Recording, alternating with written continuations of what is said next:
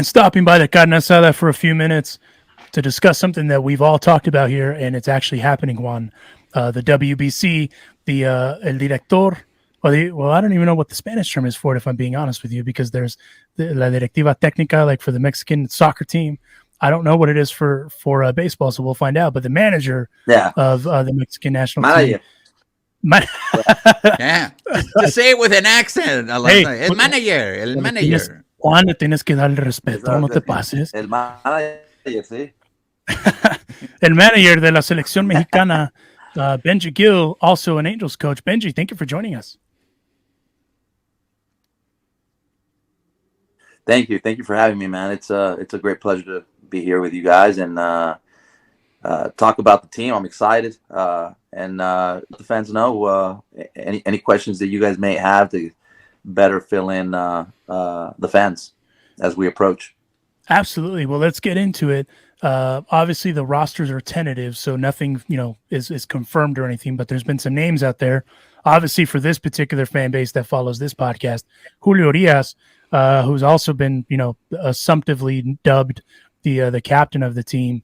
But I feel like the team, the tentative roster is pretty deep. I feel like this is going to be a really good tournament because obviously the Dominicans have thrown the kitchen sink at everyone. Puerto Ricans have thrown the kitchen sink at everyone, the Americans, but also so are the Mexicans. I wanted to ask you, how do you feel about the depth of the pool that you have right now, kind of as you sort out the roster? It's a very deep pool, man.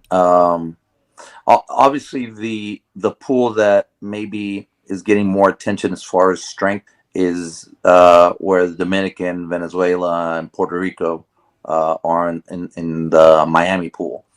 But I'll tell you what, Colombia is a hell of a team. The Canadian team is a very good team. The U.S., I mean, we all know it's a roster filled with a bunch of all-stars and MVPs. So I believe that our team is a very, very strong team. I like our possibilities to advance to Miami. I think to the fan that's a true fan and that follows baseball intensely knows how good our team is. For the casual fan, I don't think they're gonna see us as being that strong, because I'll tell you what, if you look at our roster, and to be honest with you, even before the season, before this past season, it probably doesn't look like that strong a roster. If you look at our roster 2 years ago, it's like, who, what? Well, where does that guy play? And I can give you name after name after name that they're surging in the last year or two that have really come to the forefront of being good major league players. Isaac Paredes this past year hit 20 home runs. 2 years ago or last year he played in the big leagues very, very little. And he made it to the big leagues 2 years ago, and same thing I think maybe the COVID year, he made it to the big leagues and didn't play much. It was just a cup of coffee. But in 20 and 21, he didn't play very much. This last year, he had gotten to the big leagues, and right after he got to the big leagues, he actually got traded to Tampa, where he really got an opportunity to play and show what he could do, and ends up hitting 20 bombs in not a full season. Arosarena, 2 years ago, or I want to say 3 years of that same COVID year, he gets called up, and then he made an impact with Tampa during the postseason, and last year he was the Rookie of the Year. Alejandro Kirk, same type deal, got to the big leagues 2 years ago. Last year he played some, and this year he wins the Silver Slugger. He's the starting catcher for the All-Star team. The Urias brothers, Urias a year ago hits 20 home runs. Both of them hit over 10 home runs this year. Ramon wins a Gold Glove at third.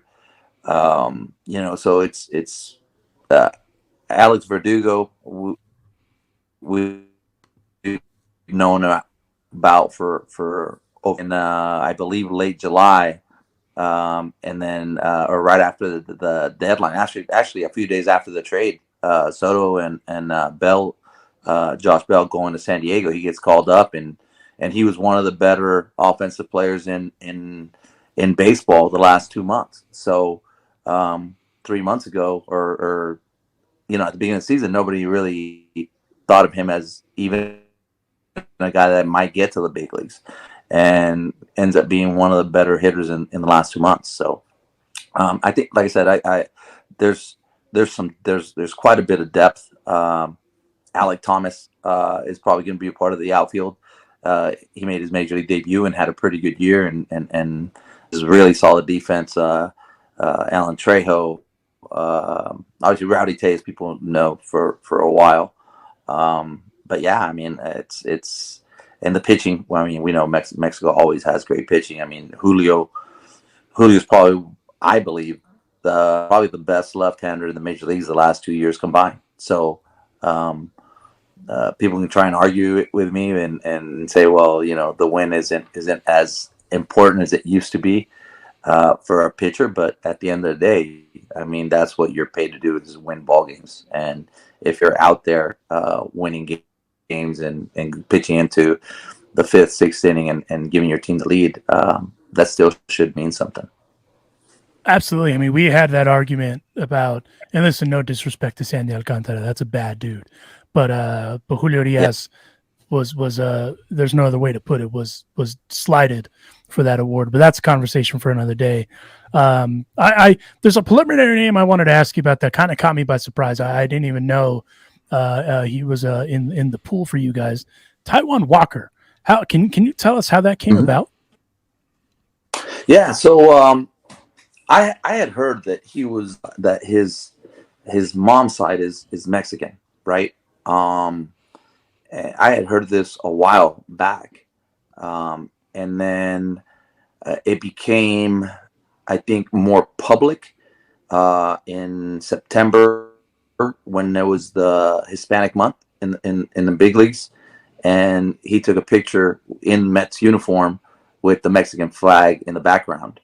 I think any other year, I think it would have maybe been a little more overlooked, but being that it's the last month of baseball played in the big leagues before the WBC, then all of a sudden it's like, wow, a lot of people were like, wow, he's Mexican. Okay, wonder if he's going to play for the Mexican national team. But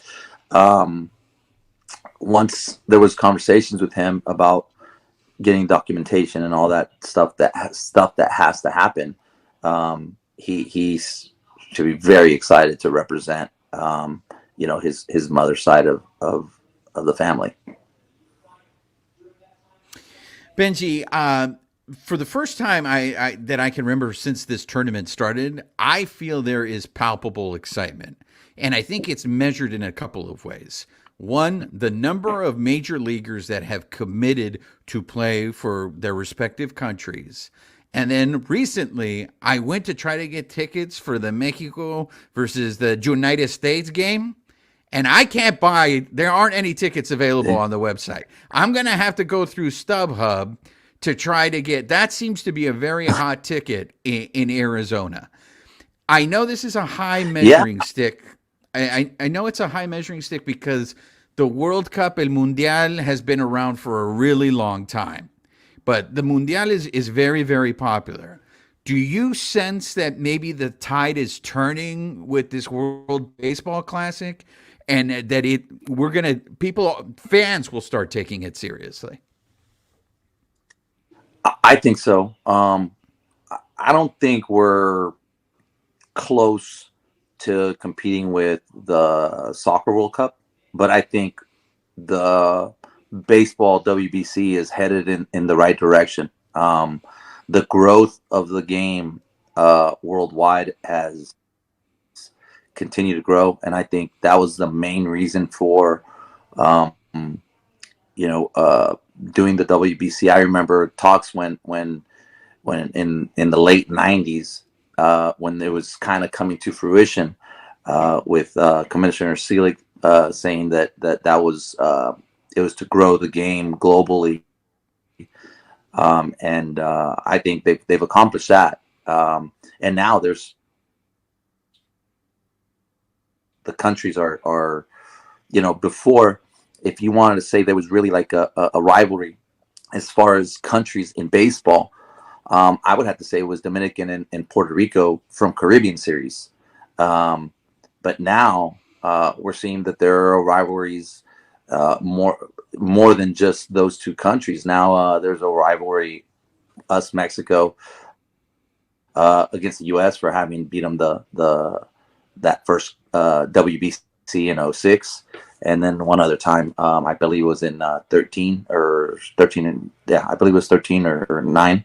And then obviously, we had the brawl with Canada another year, which that leads to a little bit of a rivalry. And but then there's rivalries between Korea and Japan now because of the WBC, and and the Netherlands has their rivalry. So it's there's a lot of interest within the players, but like you said, I mean that game, I remember the two games we played against the US in 06, and there was quite a few fans when we played them at Chase Field, which used to be the Bob, right? And then it was pretty close to full at Angel Stadium when we played the US, and we're able to beat them and not allow them to continue on to the semifinals. But this game is grown to be bigger than the previous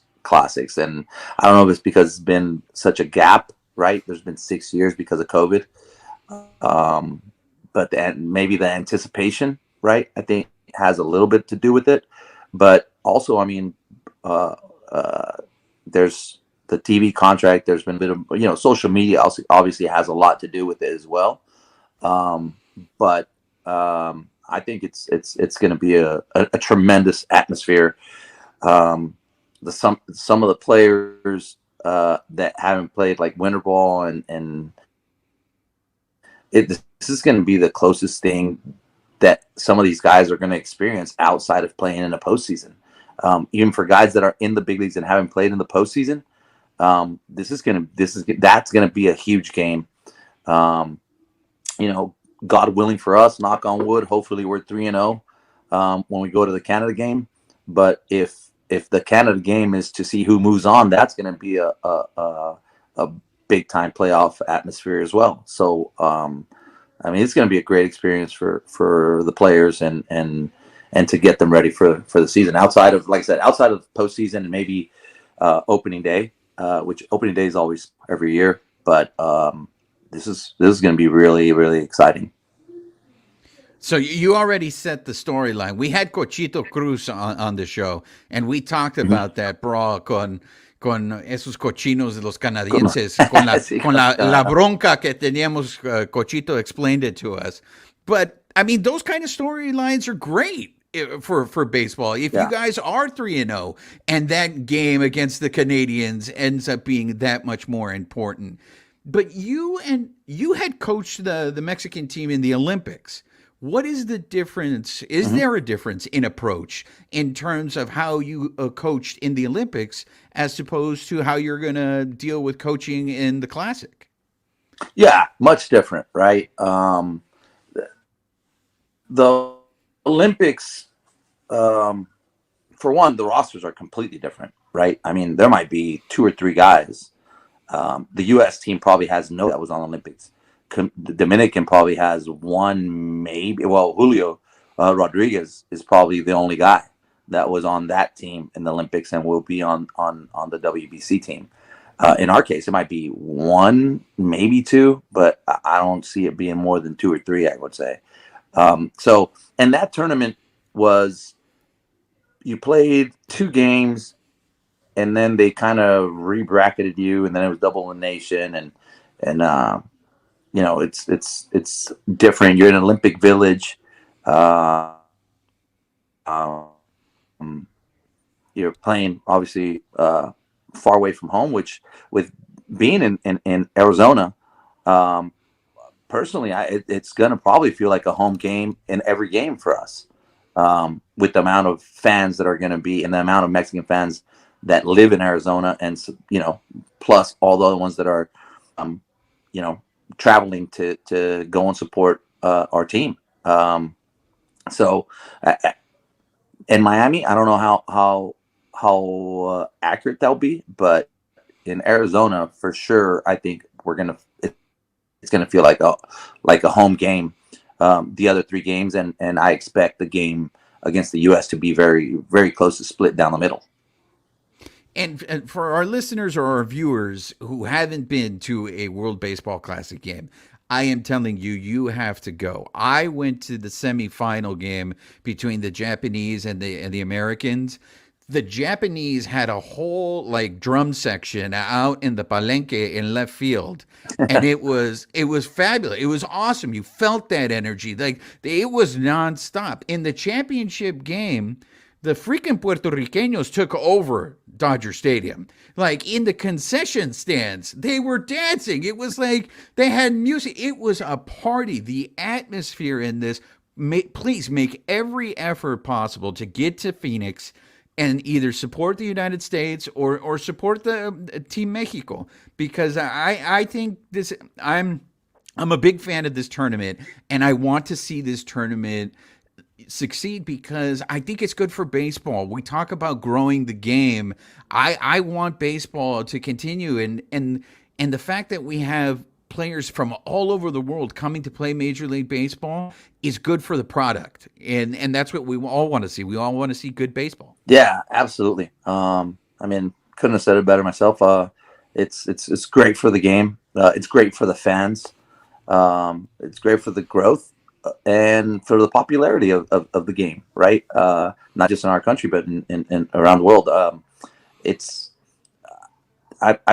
People have asked me okay, well, how would you compare it? Well, obviously there's great fans of a lot of teams, right? Dodgers have a great fan base. The Yankees, the Red Sox, Cubs, Cardinals. Every team has their fan base. Some are more traditional, maybe, or bigger because they've been around longer. But when you're playing for your country, it's a little bit different. It's kind of like a Ryder Cup, right? It's like doing a Ryder Cup in golf, or but maybe we in the U.S. don't get to appreciate what the World Cup means to everybody because we have the three major sports that are always going on at one time or another, right? But when soccer's being played, the World Cup is being played in most of the other countries in the world. When their team plays, that country stops. I don't think we're there yet. But to know that, a game in the first round between the U.S. and Mexico is a sellout. And that stadium, I think that stadium could be an 80,000 seat stadium, and it would be, if not full, close to full. So it shows that there's great interest in the tournament, in the event, and in obviously both national teams.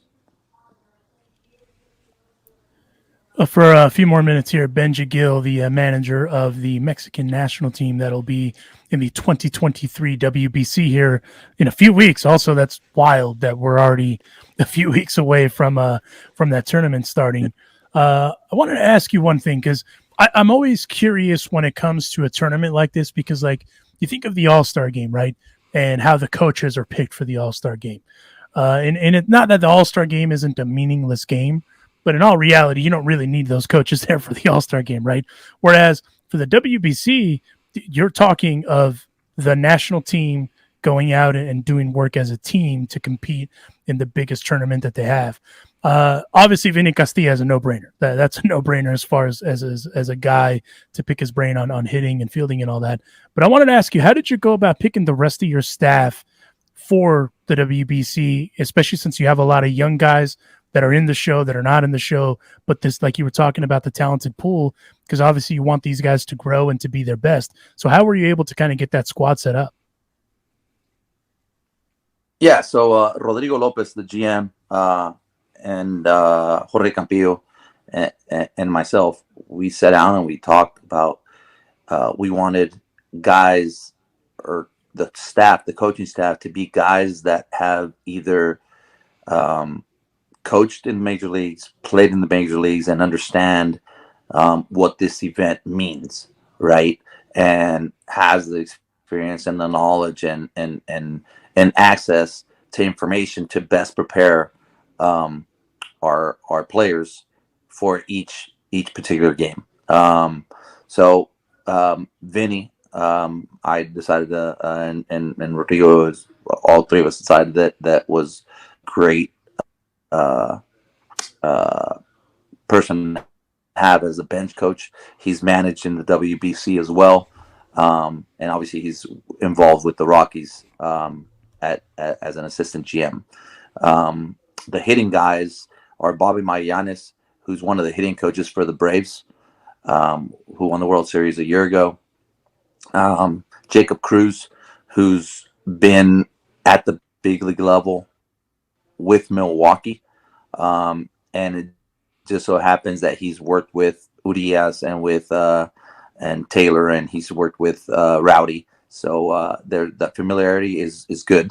And then Ever Magallanes, who's used to be with the White Sox, he's now with the Angels at the minor league level. He's a minor league manager, but he's coached in the big leagues, and he's also coached in previous WBCs along with Bobby.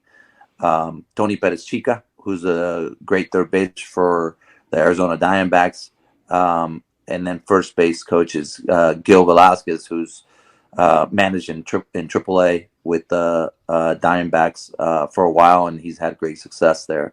So very competent coaching staff. On the pitching side, we have Elmer Descents, who pitched in, if I'm not mistaken, I know at least the first three WBCs. I don't think he pitched in the last one, but the first three, I think 06, 09, and 13, I think he still pitched as well. I could be wrong, but he pitched in two of them. But pitched in the big leagues for over 10 years. Been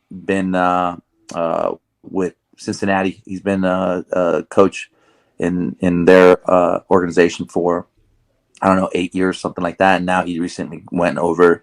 This is his first year that he's going to be with the Angels. And then Horacio Ramirez, who's also pitched in the big leagues, has pitched in WBC. And so everybody understands what it is to play in or have coached in this event, and how much it means. And I one of the things that was so important is I want, when there's conversations, not just me talking to the team, when there's individual conversations with the coaches, I want the coaches to be excited, and for the players to see the excitement in the coaches and the pride and the responsibility that we have to do well and to help grow the game within Mexico. So I'm extremely excited with not just our roster, but with our coaching staff is second to none. I because of, as far as having been a part of this event, I think it's really important. Absolutely. No, and I think with perfect segue into my next question, because I feel like the talent pool in Mexico, not just for this, but just in general, kind of to a certain degree gets overlooked a little bit, right? Because there's guys down there, there's dudes. Our good friend Rafael Arroyo, former Mets bullpen coach, I'm pretty sure you know him too, or bullpen catcher. I'm sorry. Yeah, now rocks. works. Rocks. That guy. He talks about it all the time. Man, they need to get the guys down here to check out the talent pool, all this, all that. And I agree, right? Because there's guys, you've seen it firsthand with your time with Los Tomateros, con los Mariachis. Yep. There's dudes down there. What do you think it's going to take to get scouts to get down there to see that talent pool? Because you get guys obviously like Urias, but you're talking about the Urias brothers that are currently there, Rowdy Tellez. These are dudes. They aren't just guys that just kind of accidentally fell into someone's lap or went the Cuban route like Randy Arozarena and Yasiel Puig. Estos vatos pueden jugar. Yeah, I'll tell you what. I'll give you a couple examples that I think are great for Mexico and Mexico baseball. Joey Meneses, 10 years in the minor leagues. Um, Maybe he didn't get the best opportunities. I think when he was at Atlanta, he hadn't flourished. Um, I think he's been a way different hitter player after he's 25 than before he was 25. So put it this way, but if he was a guy that went to college, uh, um, he would have been like somewhat of a prospect still at 24, 25 when he started really to flourish. And he kind of was lost in the shuffle. And all of a sudden, if you guys remember, and if you didn't know, I think it might have been 19 and 19, I think if I'm not mistaken, 18 or 19. I mean, he almost won the Triple Crown in the International League. He was the AAA MVP in the International League, and didn't even get called up. And then I think he went to Japan. There was a situation over there, but after that, I mean, he'd come and play for me in winter ball and do great. And I remember him being like frustrated that he almost couldn't get a job. And I remember when people would ask me, I'm like, hey, this guy can hit. He can really, really hit. And they're like, well, how do you think that he'll do? I'm like, I know he's going to hit in the big leagues, because when he would face guys that were like closers, whether they were Mexican or American or Dominican or whatever in Mexico, what I'm talking about is the high velo guys. He'd do great against them. He was awesome. I'm like, the other thing is, say the fields in Mexico, especially in winter ball, are way bigger than the fields in the big leagues, and the ball is not as live in winter ball as it is in the big leagues. And he's going to face more guys that he's comfortable hitting, the high velo guys. He's going to feel more comfortable hitting those guys than, the thumber, the guy that just kind of, and the zone, not only that, but also the zone is wider in Mexico than it is in the big leagues. So I'm like, there's a lot of things that are going to lead to him being able to, have some success at the big league level. I'm like, I didn't think he'd do as great as he did. I'd be lying to you if I tell you, oh, I knew he was going to do that. But I also know that I see balls that he would hit in winter ball and they're out field or right center or left center. And I'm like, man, those balls, 70% of the stadiums in the big leagues are home runs, if not 90% of the stadiums. And, luckily, we got to see that. So maybe guys that have success in winter ball or in Mexico would be like, hey, you know what? This might be a case like Joey. As another case is like Ramon Urias. He played in Mexico in the summer league before he wasn't a free agent signed that was real young, because most guys sign when they're 16, 17, 18, right? And don't really play in Mexico. They just sign and they go play. They start playing, whether it's rookie ball or A ball and so on and so forth, right? That's usually the way it goes. But when you have guys like these two cases where they play in Mexico, then sign and are able to be successful at the major league level, it's like, hey, maybe there's more players like Joey and more players like Ramon Urias that are doing well in Mexico that can translate to be successful at the big league level. So, and again, this tournament is going to help that out, because I'll give you an example. If all of a sudden we're playing for the trophy, I think it would be on the 21st, if I'm not mistaken, 20th or 21st. In Miami, it'd be like, wow, Mexico is a power. It's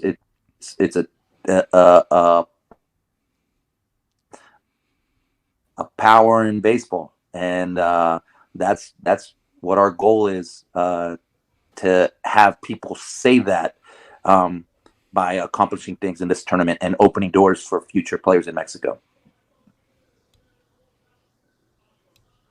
You're on mute, Alonso. Sorry, I got trigger happy there. That's my bad. I think that's important, though, because a lot of people just associate the Mexican League with either La Serie del Caribe, which is a very important series, right? But it's kind of looked at like a secondary series, if you will, or Eastbound and Down. Like those are the two things that you think of, right, when you think of Mexican, the Mexican League. Kenny Powder. Hey, ese vato. Kenny Powers, by the way, man. great show. If you haven't seen it, I recommend it. Watch it. Shout out to Kenny Powers. But I mean, there's as I look at granted, we have to preface this. It's a very important.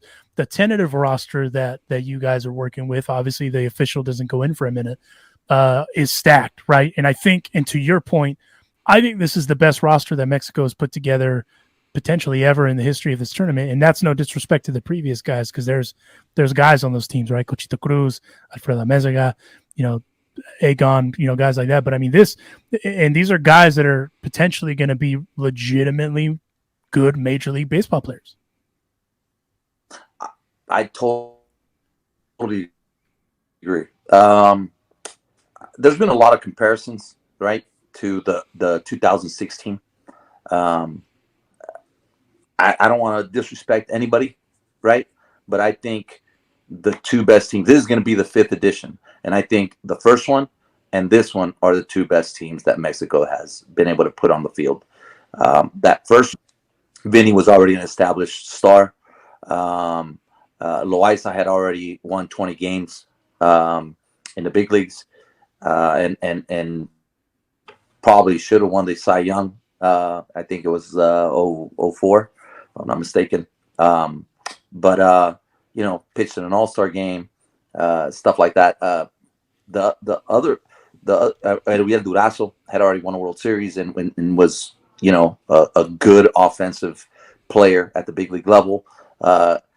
Adrian was coming into his own. Jorge Cantu was a very good offensive player. So, guys that were putting up numbers and doing some things.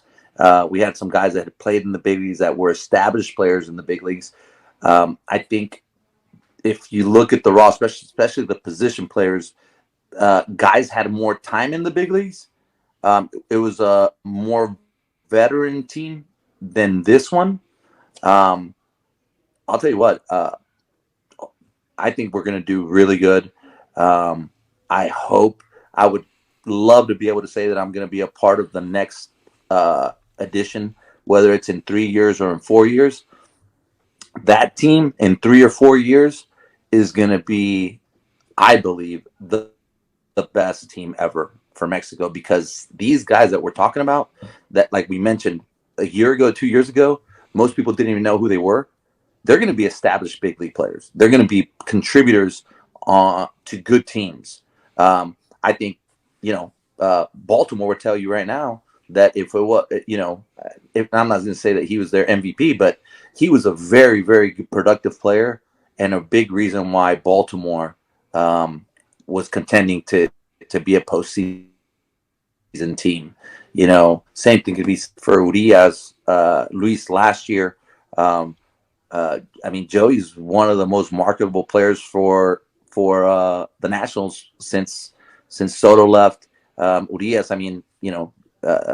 he's Julio's, he's the ace of the Dodgers now. Kershaw continues to be an awesome pitcher, but the ace is Julio, right? Even when they had Buehler over the last few years, he's for sure is their ace. So, it's a great team. It's right now it looks like a really good team. In 2-3 years, you're gonna be like, man, that team had this guy and that guy and this guy and that guy. Because right now they're just young. They don't have a lot of time in the big leagues. It's like, very few guys are stars right from the day they get to the big leagues. They kind of build themselves into that. And I think, like you said, Alejandro Kirk is a guy that now you have to say is at his age, he could be a perennial all-star. So hell, he might, right now he has one, but we might be talking about the WBC in 4 years, and you say, hey, well, he's a 5-time all-star and he has 3 silver sluggers and a gold glove. Now you might be talking about just the best catcher in all of baseball, so with a bunch of credentials. So I think we have those type guys. I think, guys like Randy Rosarena could be guys that battle for silver sluggers and MVP, type players. And that's what we have on this roster. No, absolutely. And before I throw to Juanito, I have to point out we've buried the lead in all of this one. We haven't really had to talk about Julio Diaz because that's how good this team is. And let me get in as a Mexican, that makes me incredibly excited because obviously it could just be all Julio all the time. But kind of like with Argentina, right? The Argentinian soccer team, puro Messi, puro Messi, puro Messi, right? And they have guys. And then you look at this roster. Yep. Tienen Julio Diaz, pero tienen a todos estos otros that are good. Haven't even talked about Roberto Osuna, right? You haven't even really gone into those guys that are established, legit guys, and that makes me very excited. Go ahead, Juanito. Well, Benji, I wanted to ask you, a lot of times when people bring up the World Baseball Classic, it's always like before people wouldn't commit because there was a fear of getting hurt. And I always would hear, well, when do you play it? If you play it at the end of the season, a lot of players aren't going to want to play it because they're done playing baseball. If you play it in the middle of the season, no one's going to do that. You got the All-Star game. If you do it at the beginning of the season, people are getting ready for the season. They're not going to want to do it because of fear of getting hurt. Is there a right time to play this game? And do you think eventually there might come a point, how it is with the World Cup, where we're just going to stop everything we're doing and just play this tournament? I think potentially if it grows, you might see something happen in the middle of the season. But it's tough. I mean, let's just say it. I mean, it's economics, right? It's economics. The way it's being done now, I think is really good. But again, it's difficult because teams all of a sudden don't have their players for 2 weeks, and then let's say you end the season. Let's say the teams that get to the championship, right? I'll give you an example, just to make it sexier, right? Let's say it's U.S. and Mexico battling for the world title, right? There's a bunch of players that are not with their teams now. And the final is the 20th or 21st, and opening day is the 30th. So, it's away from that. If anything, I think if being a part of being the manager for the Mexican team, I may have a little different opinion than if I was a manager for one of the major league teams. I'd be like, hey, okay, don't take them so long. Getting back to what I was saying is if I as a manager of one of the national teams, I think if we could have, let's say, some time with the players, with the national team, let's say in January, and even if we say, hey, no games, just light workouts, I think that would be outstanding. And if we could even send the videos of what is actually practice, so we see, but the players get to in some cases get to know each other. It becomes a team, and give you maybe a couple other days. So let's say like this for this edition, we report the 6th, we practice the 7th, and then we have 2 exhibition games. I think it would be awesome if we could get 1 or 2 more exhibition games to see our guys and for them to play together. Because in a lot of cases, a lot of these players have played against each other, but not necessarily with each other, right? Even the U.S., right? U.S. they all know each other, right? By playing against each other, but most of the guys haven't played with one another. Actually, if anything, that's probably the team that has played most together, because them in Japan, because they do have national teams. But the U.S., because the U.S. team is so good that they've probably been teammates on all-star teams, right? But other teams like Canada and Mexico and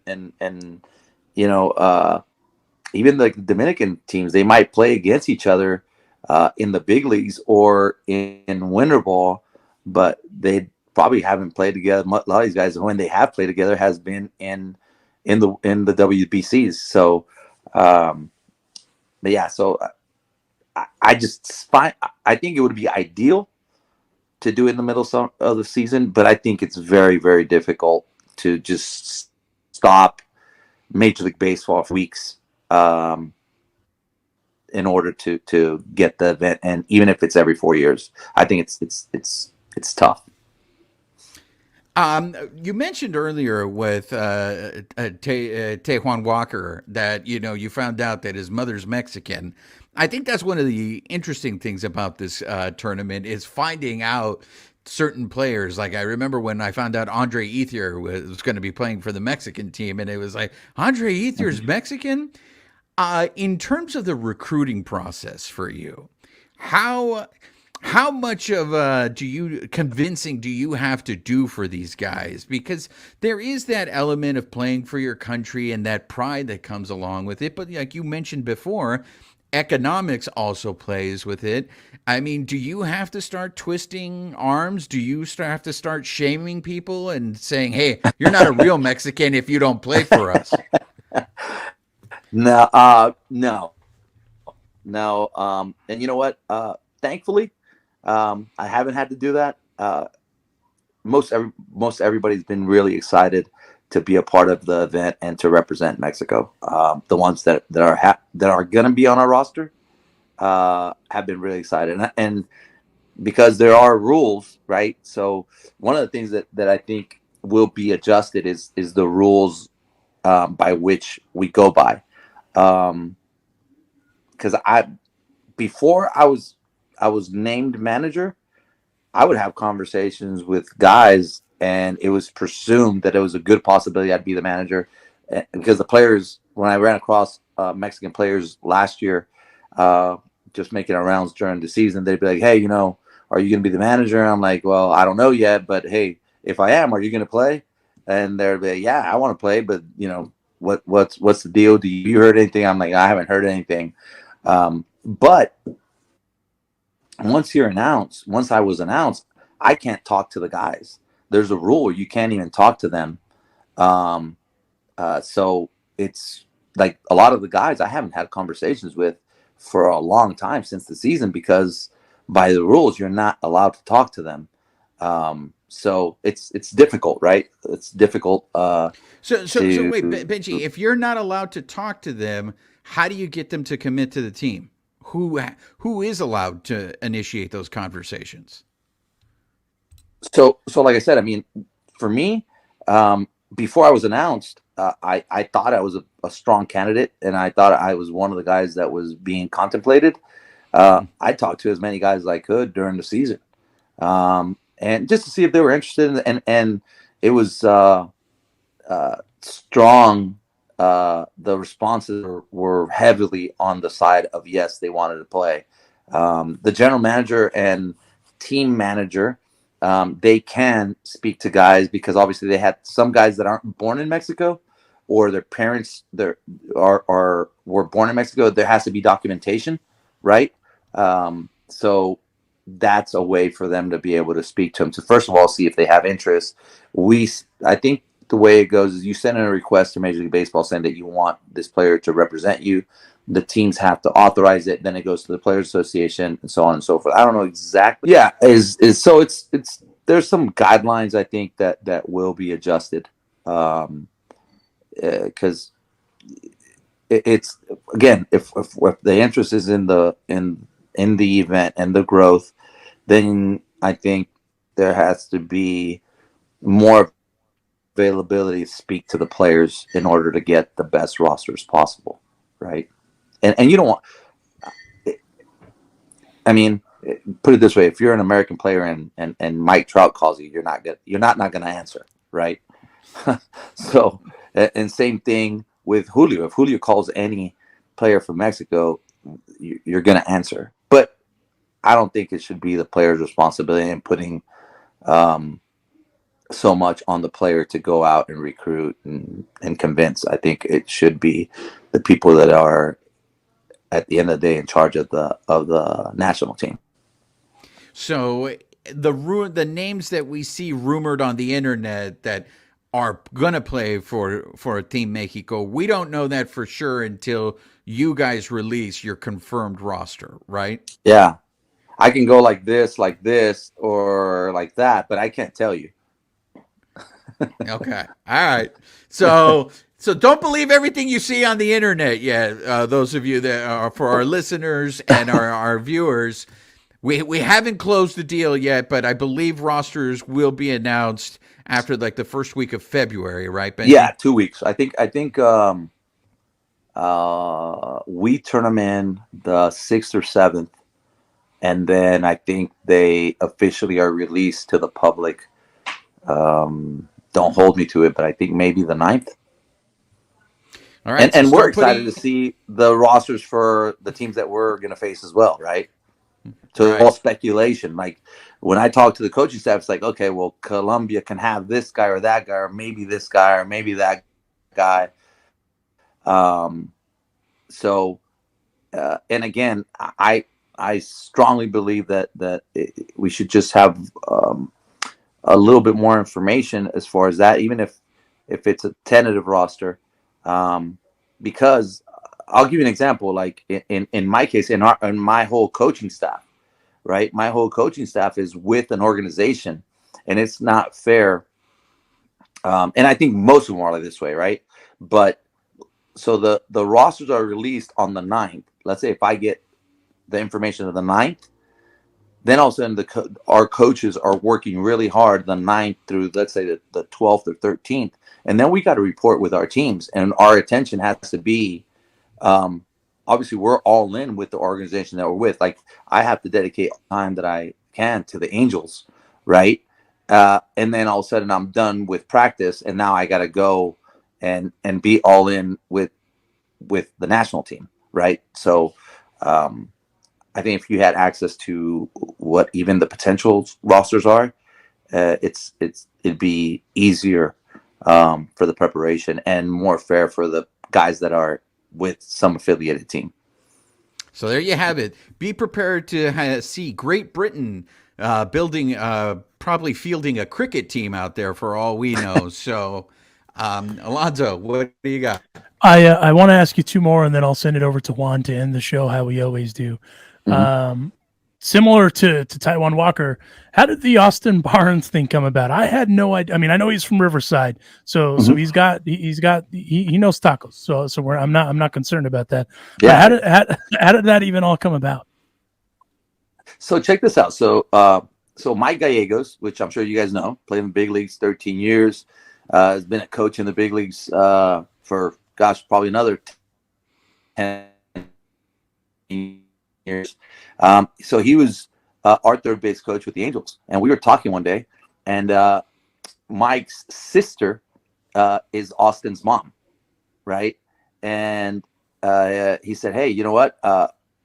Austin, might want to play for you." When there was still speculation that I might be the manager, I'm like, Austin's your nephew? And then he's like, yeah. He goes, that's my sister's son.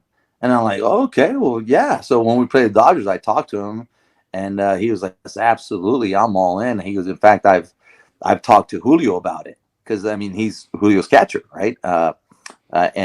So I was very excited to, and whether I was a manager or not the manager, I was excited that a player of his caliber, right, and everything that he's accomplished, was that excited to represent Mexico and represent his mom's side of the family. So that's how that. But he's Mexican by way of his mom, who's Mike Gallegos' sister.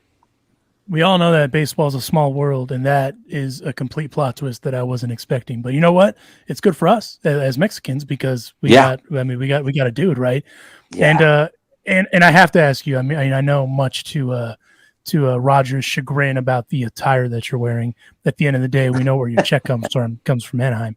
I just from someone that sees it every day, what's it like being able to see every day a guy like a unicorn like Shohei Ohtani? That dude's special, and he's, again, he's a unicorn. You know, we all talk about it, we all hear about it, but I have to ask, what's it like for you from your perspective? I'll put it this way. Are you guys football fans? Like Yes. 80s, Juan is 90s? unfortunately a Raider fan. I'm a Packer fan. Go Raiders! Okay. All right. So I'll give you how about having Lawrence Taylor and Joe Montana be the same person That's Okay. a great analogy. for football? He doesn't play defense, and only because you really can't allow him to play defense because it would just take that much more of a toll for him to be out in the outfield and throwing, trying to throw somebody out. Can you imagine him getting a fly ball in right field and somebody tagging up and him firing home? That would be awesome. As agile as he is, as fast as he is, that stride. It's like a gazelle running down fly balls. It would be awesome. It would just take so much from him, and especially on the mound. But to see him run the bases, just the special thing is to watch him be at first base and there's a hit and he goes first or third. And every time he hits a ground ball, unless it's a ground ball right at the pitcher or first baseman, it's an impressive sprint, right? And then he gets on the mound and he has one of the most devastating sliders and split combination in the major leagues with a fastball that's, it could be 95 and then the next one can be 100. So it's you sleep on him, he hit a ground ball the other way, steal a base, and then the next at bat he hits a ball 460 feet. It's incredible, man. It reminds me a lot of, and even the younger guys that listen to us may not fully grasp this, when Ichiro came over. When Ichiro came and you kind of saw what that dude was doing, granted, you didn't play two positions, but you saw what he could do offensively and defensively. It just didn't make sense. And then you got Shohei out there just in a pedestrian way with devastating stuff. Like you said, runs like a gazelle. It doesn't make sense. It reminds me a lot of when Dion played football and then he went and played baseball. And it just, none of that makes sense. I was too young to see like Bo Jackson and those guys, but Dion is kind of like that guy that I think of a lot when I think of Shohei, because it's just unfair what he can do, but also he's a unicorn. There's just another way to put it, right? There isn't Eric. We talked to Eric Harris a while ago, and he kind of labeled him that, and I hadn't thought about it that way, but it makes perfect sense because we probably won't see a two-way guy like that, maybe ever. And it's really like funny you mentioned Dion and Bo. They're two sports stars, right? Well, this guy's really a two-sport star, but in the same sport. Yeah. Right? Because it's really, you just don't see guys that pitch and play, right? You've seen guys that have done like Rick Ankiel, right? He pitched and then, he got the thing and he became a productive hitter. Or you see guys that start their career in a position, right? And then eventually move, Kensley Jansen was catcher and then he eventually ended up, being a great reliever for the Dodgers. But to do it at the big league level, he is a Bo Jackson and Deion Sanders is just that one sport. It's just within one sport, right? But like I said, that'd be like if Joe Montana all of a sudden is Ronnie Lott, plays safety and he's the best or amongst the best safeties, and then he's also amongst the best quarterbacks. It'd be like, what? You can't do that. You do that in high school, right? You do that. Right. Some guys have been good enough to do it maybe in college, but to do it at the big league level with everything it requires to be one of the best on any side of the ball. And this guy is one of the best on both sides of the ball. And he has a speed element on top of it. So, with his legs, it's incredible, man. I think there was a game, it was back-to-back games this past season where he struck out 13 or 12 or 13 one day. And I don't remember how it was, but which day was which. And then the next day, he hits 2 home runs and drives in 8 runs. It's crazy. It's incredible to be able to do that. I just appreciate you not bringing in Raider names there because Juan would be Yeah. ecstatic. Well, that I'm a you- Charger that guy, so Oh. it just doesn't flow, right? It just fair. doesn't flow. That's fair. No, I can respect that. I mean, and condolences to your Chargers who unceremoniously are out of the playoffs. We will not talk about the Chargers. I'm good. And please, yeah. In fact, if I see a score of 27-0, I just don't want to. I don't want to see it. I just don't want to see it. You know what that's called? That's called the years of abuse. Go ahead, Juanito. So Benji, we're going to end the show the way we always end the show. We refer to our show as the carne asada because you just come, we hang out, and we talk. So we're going to end it with our kickback questions. So these are rapid fire questions. First question. What are we going to hear more in the Team Mexico locker room? Chente or banda music?